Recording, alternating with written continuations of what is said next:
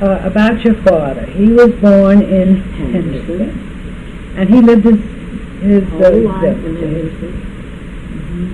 And how much education did he have? He went through the public system, school system. He and a man named Saul Halbrunner, who eventually became my stepfather, and a man named Joe Hartfield, who was very well known in New York City. He was the Jewish partner in White and Case, a big law firm, in the late teens and all through till he died.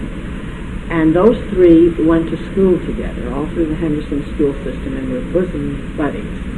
And they were the responsible young men in their families, and they each had big families, and the fathers died early.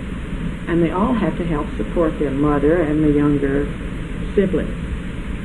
And after they'd all been out of the local high school for 2 or 3 years, Saul Halbrunner had begun reading law with one of the county judges in Henderson, and Daddy had taken over the management of the furniture store, which his mother and father had established a number of years prior to that.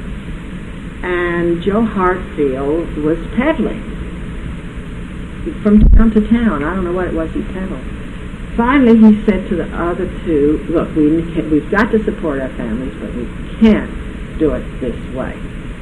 So let's get them in good shape in a year or two, and then let's all go to a university and get an education, and we can work while we're there, and better ourselves and our family. And they said, no, we can't. We've got to stay home and take care of them, because we won't be able to help them enough. He said, well, he was going to leave.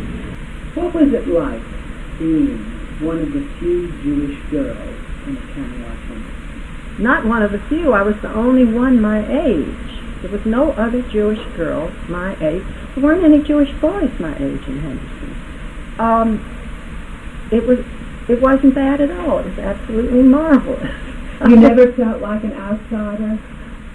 I never felt like an outsider among my friends, the people who were my age, in my school, and in my neighborhood. There was no hassle at all. Oh, there were some snide remarks from, people who didn't like us, didn't know us, but it wasn't bothersome. When you started going out with boys, did you go out with Christian boys? Well, who else could I go out with? Well, I'm not sure about how old, what it was like to date in those years. But it was such fun. Mm-hmm. It was really great. I feel so sorry, especially for this generation, young teenagers. And I felt kind of sorry for my own kids, because there was not the ease of association which one knows in a small town where everybody knows everybody else's antecedents. You didn't have to get acquainted. You knew the person from school, and you knew the parents and the grandparents, the aunts, the uncles, where they lived, how they lived, the whole bit. There was the usual adolescent shyness and uncertainty, but it had nothing to do with a caste system or a religious system.